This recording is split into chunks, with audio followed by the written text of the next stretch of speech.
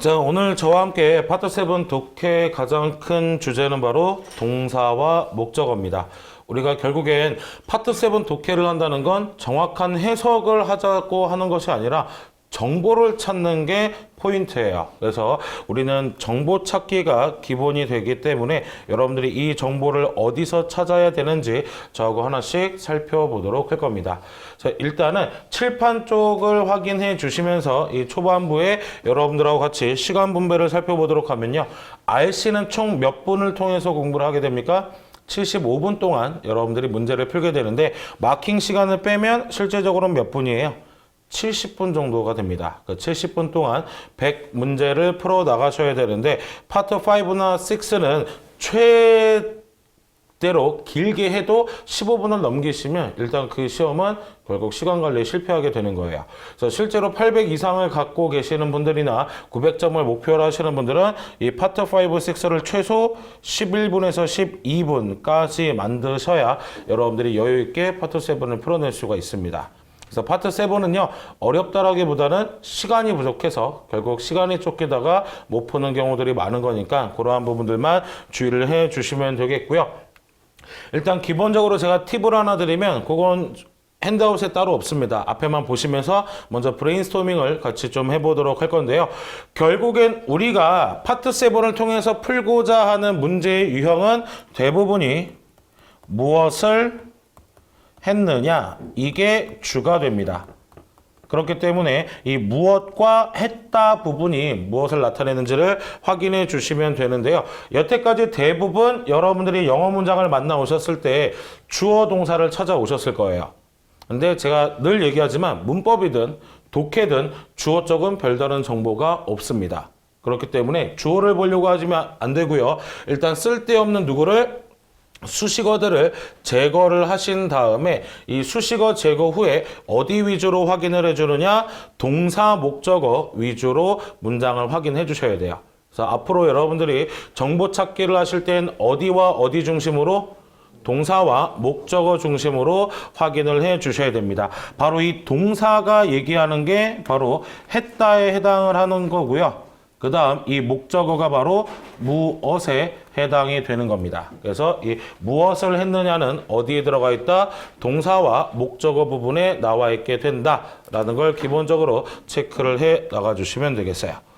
자, 그래서 예를 들면 한국어 문장으로 다음과 같은 녀석이 있습니다. YB 회사는 오후 회의에서 연간 계획을 발표했다라는 한국어 문장이 있죠.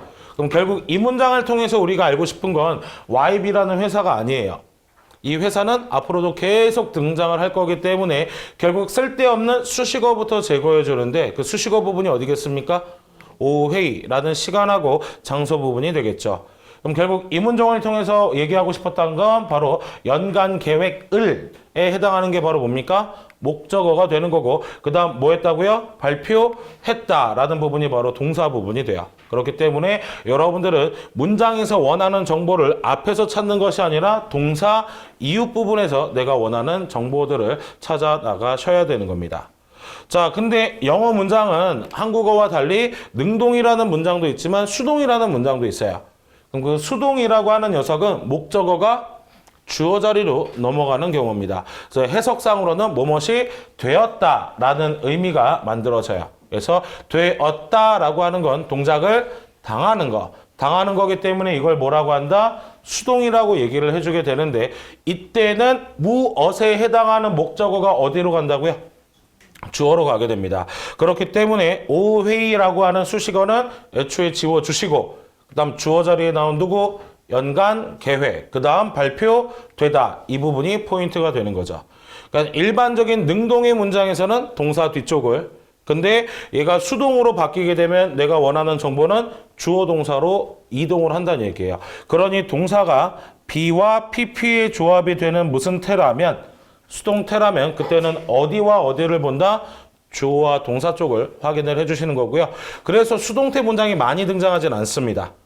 애초에 수동이라는 건 그 사물을 강조하기 위한 것뿐이기 때문에 여러분들이 이러한 점에 주의를 해주시면 되겠어요. 그래서 영어 문장 패턴을 통해 어느 부분의 키워드를 잡느냐, 어디 중요 정보가 있다고요? 동사, 목적어. 그럼 여러분들은 앞으로 동사 목적어의 밑줄을 치시면서 내가 원하는 정보가 어디에 있는지를 확인을 해주십니다. 근데 동사의 모양이 be와 pp인 뭐로 바뀌면? 수동으로 바뀌면 이때는 어디에 있는 거예요? 주어와 동사 부분에 나오게 되는 거죠. 그 다음 독해는 특히나 대시라는 명사절이 꽤 많이 나옵니다. 대시라는 명사절을 써주는 이유는 100% 사실인 것을 나타내기 위해서예요. 그러니까 that 앞에 나온 내용은 아무 필요도 없어요. 나는 알려준다, 나는 발표한다, 나는 알고 있다. 그게 중요한 게 아니라 그가 이번에 승진했다라는 것을, 우리 회사가 매출 목표를 달성했다는 것을, 바로 that 안의 내용이 중요한 거기 때문에 여러분들은 that이 나오면 that에서 문장을 잘라주시고 that 안쪽에 있는 누구 위주로 본다. 동사, 목적어 위주로 확인을 해주시면 되는 겁니다. 알겠죠? 그 밖에 컴마 앞에 쓸데없는 부사절, 그 다음 문장 맨 뒤에 나와 있는 접속사로 등장한 부사절 전부 다 필요 없는 거예요. 그러니까 열심히 공부했기 때문에 토익 900을 넘었다. 열심히 공부했기 때문에가 중요한 거예요? 결국 900 넘은 게 중요한 거예요? 900 넘은 게 중요한 거죠. 그 다음 열심히 공부했지만 여전히 600점이다. 이 문장에 하고 싶은 얘기는 열심히 공부한 게 아니라 아직도 600점에 머물러 있다는 얘기를 해주는 거죠. 그러니까 결국에 얘네들은 다 여러분들을 헷갈리게 만드는 쓸데없는 요소일 뿐이에요. 그래서 수식어들은 빨리빨리 제거하고 그 다음 그 안에서 능동이라면 동사, 목적어 위주로 확인을 해주시게 되는 겁니다. 그래서 다음과 같은 예문들이 나오면 우리가 어느 부분을 봐야 되는지 살펴보도록 할 건데요. The president required employees to submit the report라고 해요. 그러면 사장님이 요구했습니다. 직원들한테 뭐 하도록? 보고서를 제출하도록. 누가 제출해야 돼요? 직원들. 그 다음 이 직원들이 해야 될 건 뭐예요? 보고서를 제출하는 거죠. 여기에 동작이 나왔죠. 그렇기 때문에 일단 주어보다는 뭐가 중요하다? 목적어. 그 다음 그 목적어 뒤에 또 뭐가 나옵니까? 동작이 나오죠. 그 동작. 결국 이 첫 번째 문장에 해주고 싶은 얘기는 직원들아 뭐 해라? 보고서 제출해라예요. 그럼 얘가 수동태로 바뀌게 됩니다. 그럼 이 목적어가 어디로 와요? 주어 자리로 오죠. 그럼 이때는 주어를 보란 얘기예요. 대신 두 번째 동작이 어디에 나옵니까? To submit. 그러니까 수동태로 바뀌었지만 이 두 문장이 원하는 내용은 결국 직원들아 뭐 해라? 보고서 제출해라. 똑같죠. 그럼 그 문장을 한번 더 늘려볼까요? 누가 등장했습니까? that 앞은 볼 필요가 없다라고 했죠. that 뒤의 내용만 보시면 돼요. 누가? 직원들이 뭐 해야만 한다? 보고서 제출해야만 한다. 문장 구조가 다르지만 얘도 원하는 정보는 뭐예요? 직원들아 보고서 제출해라. 그 다음 밑에도 볼게요. even if가 무슨 뜻인가요? 비록 뭐뭐일지라도. 자, 그들이 며칠이 더 남아있기는 하지만 사장님은 직원들한테 보고서 제출하라고 했습니다. 그럼 이 수식어 자리는 더 이상 필요해요? 필요 없어요? 필요 없죠. 그럼 이 문장도 역시 해주고 싶은 얘기는 뭡니까? 직원들아 보고서 제출해라. 똑같죠. 이 even if라는 녀석이 뒤로 넘어갈 수도 있습니다. 그럼 뒤로 넘어가면 그 부분 지워주면 되죠. 그럼 결국 지금 문장 구조가 다 다른 것처럼 보이지만 구조를 명확하게 해서 한국어로 자연스럽게 해석하는 게 문제가 아니라 정보를 찾아주시는 거예요. 누가? 직원들이 뭐 해야 하는 거? 보고서 제출. 이건 다 똑같은 내용이에요. 이게 바로 패러프레이징이 되는 과정이기도 하고 여러분들이 정보를 파악하는 방법이기도 합니다. 그래서 철저하게 뭐 위주로 간다? 동사, 목적어, 수동이라면 주어, 동사 중심으로 여러분들이 정보를 찾아 나가 주셔야 한다는 얘기입니다. 알겠죠? 자, 그래서 여러분들이 앞으로 파트 7 문단이 등장하면 문제를 풀어야 되는 순서는 첫 번째 무엇부터 꼭 확인하자? 글의 종류부터 봅니다. 각 글의 종류마다 원하는 키워드들이 따로 존재를 합니다. 예를 들면 편지나 이메일이면 수신자, 발신자를 무조건 잡고 시작해야 돼요. 그 다음 메모라는 글이 있으면요. 이런 메모라는 글의 특징은 회사가 직원들한테 변경사항을 알리기 위해서 쓰는 거예요. 그렇다면 여러분들이 찾아야 될 건 어느 부서가 또는 어떤 회사가 어떤 직원, 어떤 지점들한테 어떤 변경사항을 알리는지를 대비를 해야 되는 거죠. 그래서 무조건 맨 박스 위에 있는 뭐부터? 글의 종류부터 체크를 하시면 돼요. 토익에서 나오는 글의 종류는 아무리 많아봤자 5, 6가지로 여러분들이 축약을 할 수 있어요. 그런 부분들은 본 수업에서 하나하나씩 살펴보도록 할 거고요. 그 다음 두 번째, 지문의 몇 문장 정도를 읽는다? 30%. 30%면 이게 대부분 2, 3 문장 정도가 됩니다. 이 두세 문장 정도를 읽으면서 우리는 무엇을 찾는다? 주제와 목적을 찾아 나가게 됩니다. 주제, 목적, 문제가 나오면 고맙겠지만 안 나와도 찾아야 돼요. 그래야 여러분들이 문제를 분석하시면서 이 문제가 어떤 의도인지를 파악하고 예측할 수가 있어요. 근데 그냥 문제부터 읽잖아요.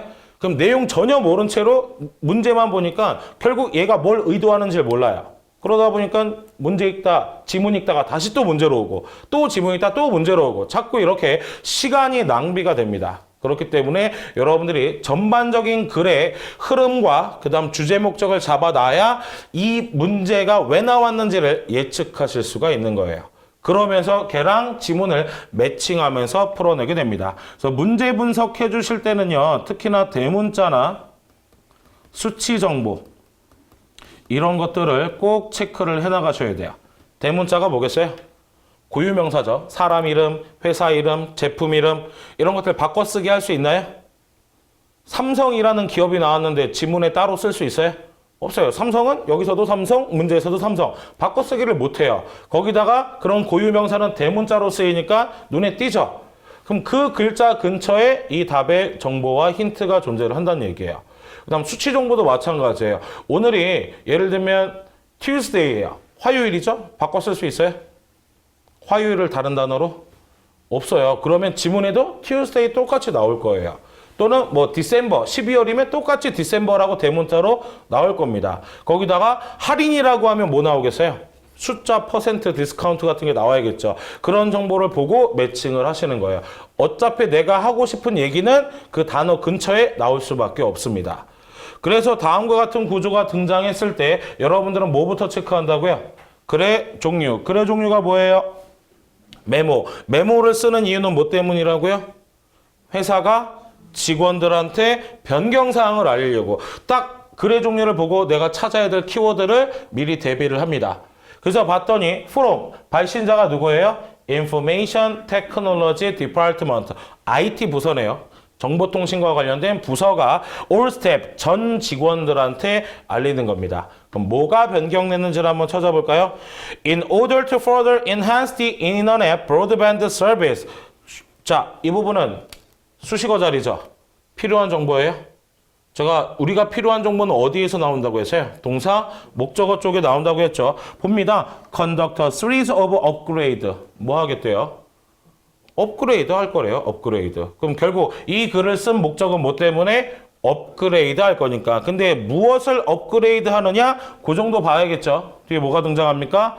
네트워크. 네트워크를 업그레이드 한다라고 합니다. 그럼 업그레이드 하는 게 곧 바뀌는 거죠. 그러니까 이 메모는 정보통신부서에서 네트워크를 뭐 한다라는 거, 업그레이드 한다라는 걸 알리기 위해 쓴 글이 됩니다. 그러니까 이 순서대로 가시는 거예요. 알겠죠? 그 중에서 뒤에서 확인해 보면 여러분들이 가장 어려워하시는 게 바로 기사문인데 기사문이 어려운 이유는 뭔가요? 저는 제 기준에 기사문이 가장 쉬운 글이에요. 이유는 무조건 사실만 얘기하거든요. 오히려 소설 같은 게 훨씬 어려워요. 읽기는 쉬울 것 같은데 해석이 되게 다양하거든요. 그 다음 광고 되게 쉬울 것 같은데 광고가 더 축약적이고 집약적이에요. 그러니까 상상을 자꾸 해야 돼요. 근데 기사문은요, 글이 많아요. 그러니까 여러분들이 부담을 느끼죠. 근데 왜 글이 많겠어요?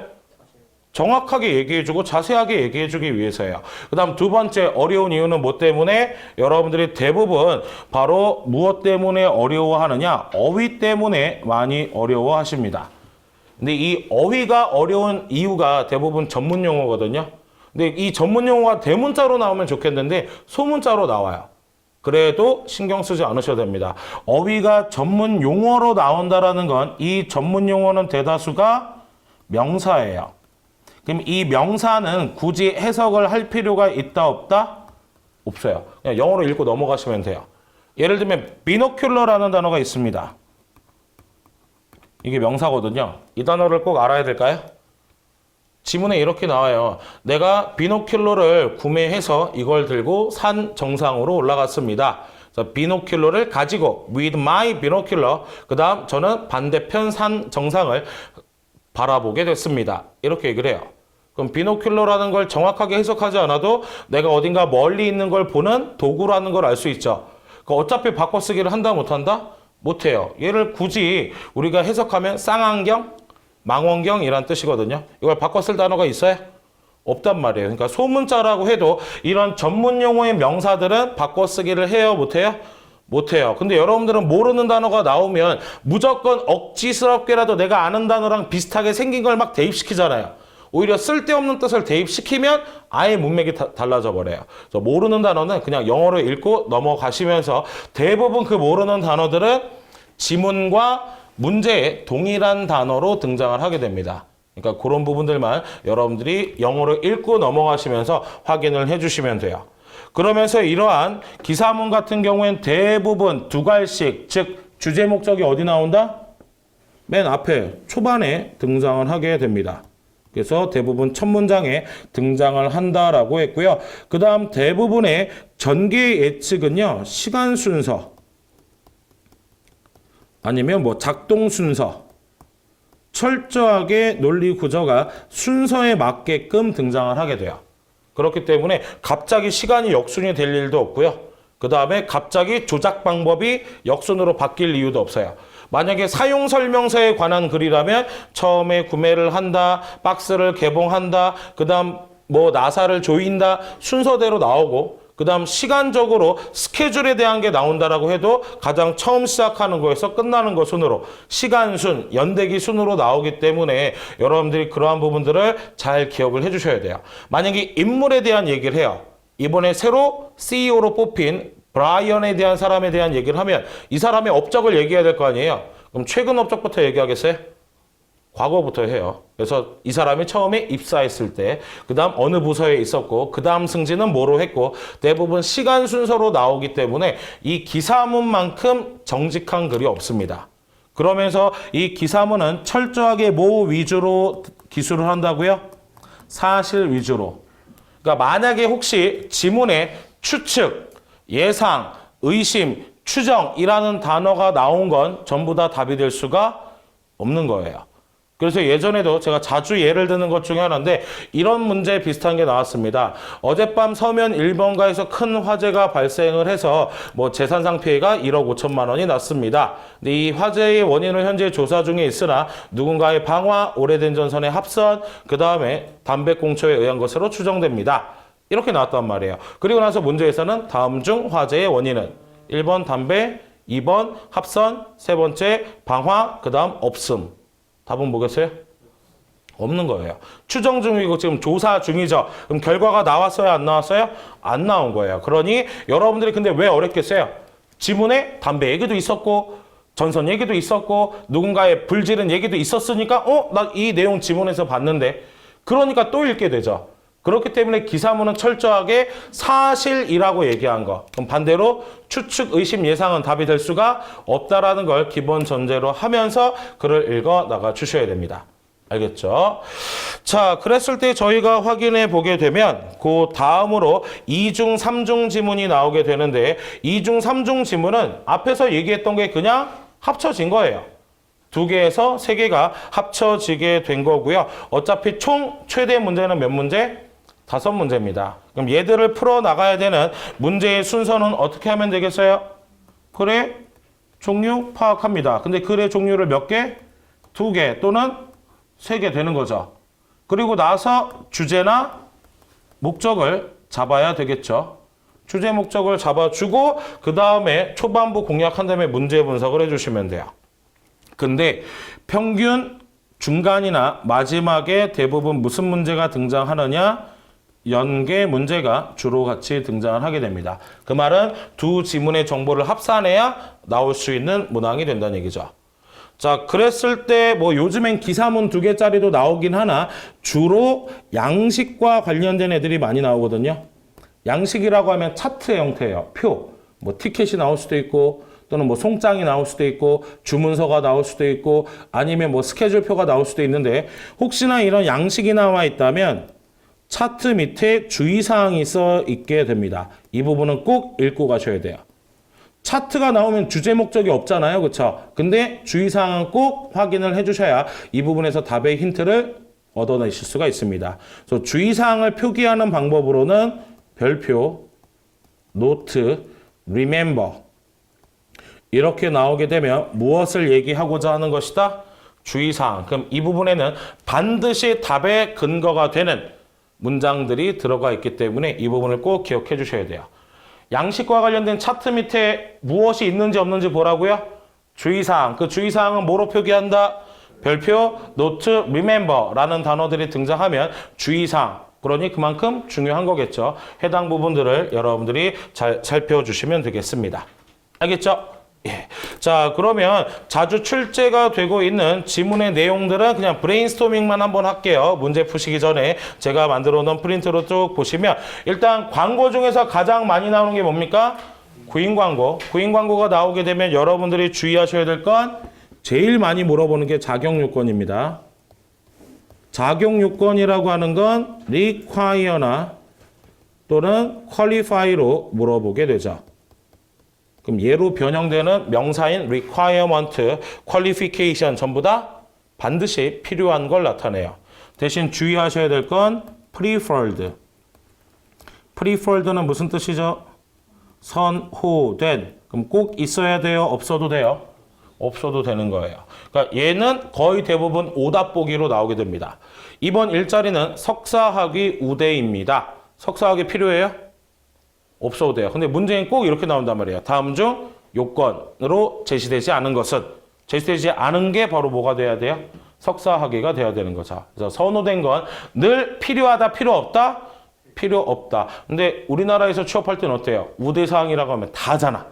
그쵸? 그거 없으면 나 떨어질 것 같으니까. 물론 우리나라는 떨어뜨려요. 근데 얘네가 우대사항이라고 했는데 그것 때문에 그게 없어서 떨어뜨리면 얘네들은 기업에서 엄청난 벌점을 받습니다. 그러니까 아예 좀 다르죠. 취업 문화가. 그래서 선호되고 우대되는 거 꼭 필요한 거다 없어도 되는 거다?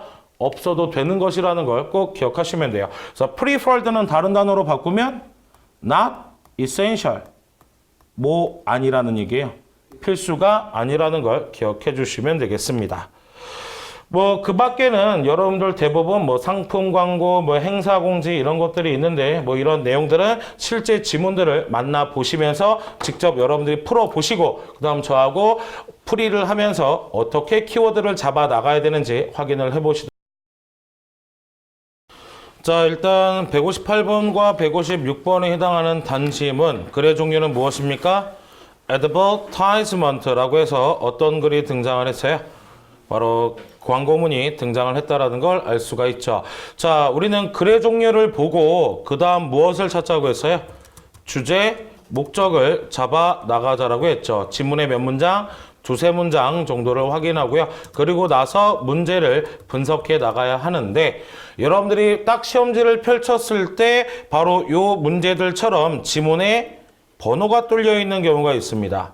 번호가 이렇게 뚫려 있다는 걸 인식한 순간 어떤 문제가 추가되어 있다? 문장 넣기 유형이 추가되어 있다는 걸 확인해 보실 수 있어요. 그렇다면 여러분들이 주제 목적을 찾기 전에 무엇부터 확인을 해야 된다? 제시, 문장, 해석을 꼭 해주셔야 됩니다. 왜 그러겠어요? 우리가 분석하고자 하는 두세 문장 안에 이 문장을 넣어도 되는지 안 되는지에 해당하는 번호가 같이 뚫려 있죠. 그래서 이게 가장 기본형인 우리의 문제 분석법에서 약간 변칙이 들어가기 시작하는 겁니다. 그래서 그 문장 넣기 제시 문장은 늘 마지막 문제에 존재를 하게 됩니다. 그래서 다음과 같은 문장이 등장을 해 있다는 걸 알 수가 있죠. 그럼 이 녀석을 여러분들이 간단하게 한글로 해석해 두시기를 추천합니다. 자꾸 까먹거든요. 그렇기 때문에 여러분들이 아주 간략하게 너무 정확한 해석보다는 간략하게 해주시면 돼요. Previous customer service experience. 이전의 고객 서비스 경험. 경험은 is preferred. 뭐라고 합니까? 우대, 선호. 근데 but not required. 뭐 하지 않대요? 필수는 아니래요. 그럼 어찌됐건 얘는 전반적으로 무슨 내용을 언급하고 있는 중이에요? 자격, 요건을 나타내는 중이죠. 그럼 앞문장이나 뒷문장에 뭐하고 관련된 내용이 나와야 합니까? 자격 요건과 관련된 게 나와 있어 줘야 하는 거죠. 그럼 여러분들이 이 문장을 통해서 우리가 알 수 있는 거, 글의 종류가 뭐였죠? 광고였죠. 근데 갑자기 경험, 경력, 우대, 선호, 바로 자격을 물어봅니다. 그럼 이건 무슨 광고가 되겠어요? 구인, 구직 광고가 된다라는 걸 알 수가 있죠. 그래서 제목을 보니까 Beyond Your Expectation. 여러분들의 기대 이상으로 이게 직역이 됩니다. 자, 근데 보면 맨 첫 번째 줄에는 뭐라고 등장했습니까? Would you like to cut down your work commute to just 10 minutes? 당신은 출퇴근 거리를 단지 몇 분으로 10분 미만으로 줄이고 싶습니까? 그럼 여긴 자격 요건 있어요, 없어요? 없죠. 그럼 1번은 일단 닫아놓고 시작을 해야 되겠죠. 그러면서 by becoming client support professional with Beyond. Beyond가 뭐였어요? 회사 이름이었던 거네요. 그렇죠? Beyond라는 이 회사에서 client support professional 이거 굳이 해석할 필요 없죠. 대문자니까. 그럼 이게 되신다면 you will be able to provide superior customer service from the comfort of your home. 자, 여기서 하고 싶은 얘기는 뭐예요? provide, 제공합니다. 무엇을? 최상의 고객 서비스를. 근데 어디에서? 집에서. 그러니까 집에서 하니까 당연히 출퇴근이 10분도 안 걸린다는 얘기죠. 쉽게 말해서 재택근무를 이야기하게 되겠네요. 자, 그러면서 그 다음 문장도 한번 보도록 하니까 그 다음 문장에는 no suits, no commute. 뭐 할 필요 없대요? 정장도 필요 없고 출퇴근도 필요 없어요. 어디서 하면 되니까? 집에서 하면 되니까. 그럼 여기까지 봤을 때 우리는 재택근무와 관련된 구인 광고라는 걸 알 수가 있습니다. 그리고 나서 어디로 넘어가는 거예요? 문제로 넘어가서 분석을 하게 됩니다. Where will employees who are hired for the advertised position work? 자, 광고된 일자리가 일하게 되는 장소는 어디입니까? 집. 그러니 C번이 바로 답이 되는 거죠. 재택근무가 되니까. 자, 그러면서 59번은 동그라미 쳐주도록 합니다. 어디에? How. How란 녀석이 등장합니다. Interested people은 누구겠어요? 지원자가 되겠죠. 관심 있는 사람. 이 지원자들이 apply for the job. 즉, 뭐 할 때? 지원할 때 하는 지원 방법을 물어보게 되죠. 그래서 대부분 보니까 여기 수단이 등장을 했습니다. how로 물어보는 방법이나 수단의 문제는 글의 어느 부분에 주로 등장한다? 후반부에 등장을 하게 됩니다. 그래서 수단 찾을 땐 글을 역순으로 읽어주시면 돼요. 어디부터 읽으란 얘기예요? 뒤에부터 거꾸로 읽어주시면서 이에 관련된 수단을 찾아주시면 되는 거죠. 그래서 쭉 보아하니까 맨 마지막에 뭐로 되어 있습니까? www.url이 나왔죠. 즉 뭐가 등장? 웹사이트. 근데 웹사이트가 딱 보인다고 무조건 걔가 답이 아니에요. 포인트는 뭐였어요? 지원 수단이에요. 그러니까 그걸 잡고 가야 되죠. 근데 앞에 뭐라고 나왔어요? To apply online. 온라인으로 지원하시려면 뭐 해라? 웹사이트로 가라. 그러면 얘가 바로 답이 되겠죠. 그러면 더 읽을 필요 없이 정답을 골라내면 어디? 웹사이트인 A번이 정답이 됩니다. 그럼 세 번째 문제는 지원 자격과 관련된 내용을 번호 앞에서 찾으면 되겠죠. 자, 그럼 일단 1번은 닫았으니까 어디로 가요? 2번 앞으로 가보면 2번 앞엔 뭐가 나와 있습니까? 세계에서 가장 큰 텔레커뮤니케이션 회사고 200개의 다른 유명한 회사들이 있대요. 자격 요건이에요? 아니죠. 그럼 2번도 닫아줍니다. 그 다음 3번으로 가도록 할게요. 3번 보니까 You will need strong computer skill. 아주 강한 컴퓨터 스킬이 필요하고요. 적절한 PC도 필요하고 그 다음 아주 훌륭한 커뮤니케이션 스킬도 필요하고요. Quiet workspace. 조용한 일터가 필요하대요. 이게 바로 뭡니까? 자격 요건이 되겠죠. 지원 자격. 그러니 3번이 바로 답이 되겠네요. 그럼 이 부분 더 이상 읽을 필요 없잖아요. 그렇죠? 그래서 초반부를 공략하고 문제를 분석해서 전략적으로 접근을 해야 돼요. 해석을 완벽하게 하는 게 목적이 아니라 정보를 찾는 거거든요. 아시겠죠? 그럼 뒤로 넘어가서 삼중 지문을 한번 살펴보면 이 삼중 지문도 역시 글의 종류가 세 가지입니다. 뭐? 광고, 그 다음 문자, 그 다음 이메일. 일단 문자나 이메일은 뭐 하는 겁니까? 주고받는 거죠. 그렇죠? 그럼 누가 누구에게 보냈는지를 같이 확인을 해주시면 되겠습니다. 일단 어떤 광고인지 살펴보도록 할게요. Open Summer Courses. 여름학기가 오픈했습니다. Becoming Chef. 셰프가 되어보세요. 라고 하고 있네요. 일단 강좌네요. 그렇죠? 근데 셰프가 되어보라고 했으니까 요리와 관련된 수업이라는 걸 알 수가 있죠. 그래서 우리가 한 문장 정도만 확인을 해볼 건데요. 자, want to more than just make dinner. 단순히 식사를 만드는 걸 뛰어넘고 싶으십니까? 그러니까 단순히 그냥 음식 해서 먹는 걸 뛰어넘고 싶으냐? Want to try creating fine cuisine. 퀴즈니 음식 중에서도 좀 요리, 정찬을 얘기합니다. 이때 fine도 우리가 흔히 고품격 있는 좀 조용한 레스토랑 있죠. 그런 데를 fine dining이라고 부르거든요. 그래서 이 fine이라는 게 아주 고급의 아주 우수한 요리를 만들고 싶으십니까? 라고 지금 묻고 있어요. 그러니까 결국엔 요리 수업에 대한 이야기를 하고 있는 거죠. 자, 그러면서 밑에는 이렇게만 일정이랑 뭐 나와 있죠. 요거는 어차피 수치 정보니까 읽고 넘어갈 필요가 없어요. 나중에 문제에 나오면 찾아주시면 됩니다. 그러면서 우리가 밑으로 쭉 내려가 보시면 문자가 나왔네요. 자, from 발신이 누구예요? 고든 램지라는 사람이 to 카림 잭슨 씨한테 보내게 됐습니다. 그러면 이 발신자에 해당하는 걸 우리는 그래서 뭐로 표현할 겁니까? I나 we. 그 다음 수신자에 해당하는 건 그래서 you로 표현을 하게 됩니다. 그래서 이런 식으로 여러분들이 체크를 같이 해주시면 되겠어요. 알겠죠? 자, 그래서 일단 무엇 때문인지 한번 살펴보고요. 둘이 어떤 관계인지를 체크를 해보셔야 합니다. 그래서 초반부 확인을 해보도록 할 건데요. 자, 초반부에서 밝힌 내용은 Hi, just a quick note. 바로 빠른 노트, 즉 공지와 관련이 됐습니다. As usual, 일반적으로 the printed ad looks great. 그 출력된 광고가 어떻대요? 보기 좋대요. I wonder. 근데 궁금하다고 합니다. If I could ask a favor this year. 이게 올해 괜찮은지 한번 묻고 싶습니다. 근데 뭐가 어떻게 괜찮은지에 대한 얘기는 따로 없죠. 그러면 한 문장만 더 보고 가도록 해요. could가 뭘 나타내죠? could. 부탁, 제안을 나타내죠. 그러니까 이 부분이 이 사람이 문자를 보낸 이유가 되는 겁니다. Could you include a web address to Cambria Fine Dining? 뭘 추가해야 될까요? 웹 어드레스, 즉 웹사이트 주소가 지금 거기에 빠져 있는 거죠. 그러니까 이 문자를 통해서 알 수 있는 건 어떤 정보를 추가하기 위해서 웹사이트 주소를 추가하기 위해서 나왔다라는 걸 알 수가 있습니다.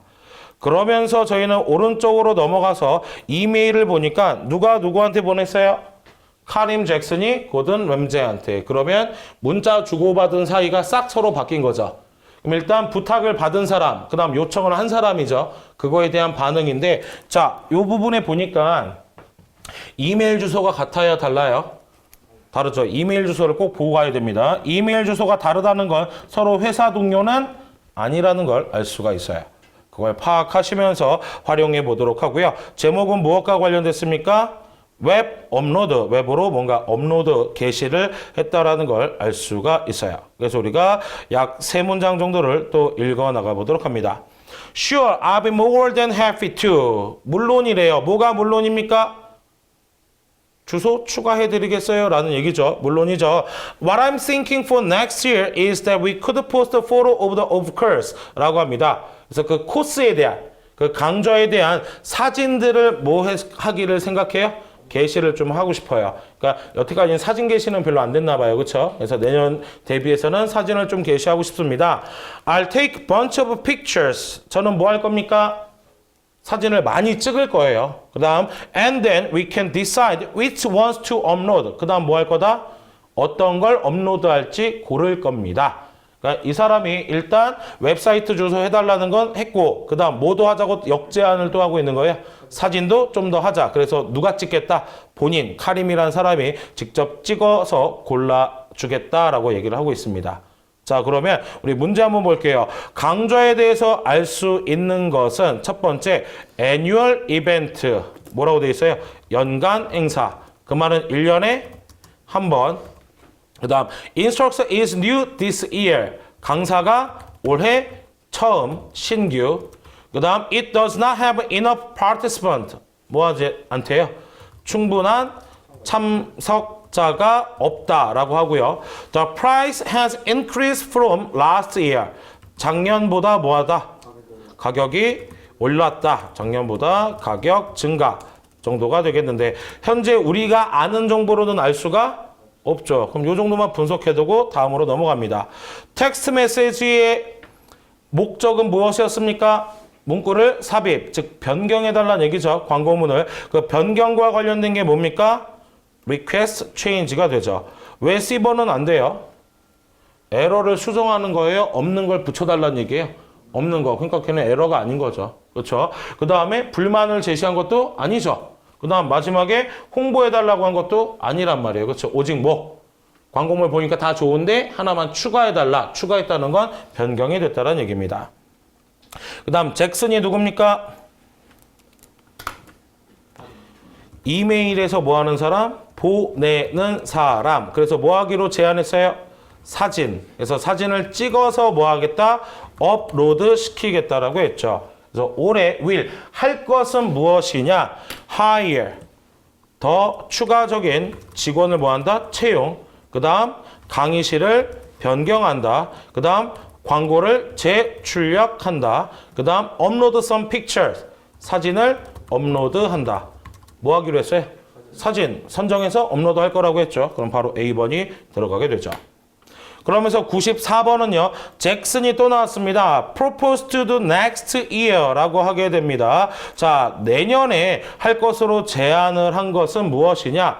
work as a chef. 바로 셰프로 일한다.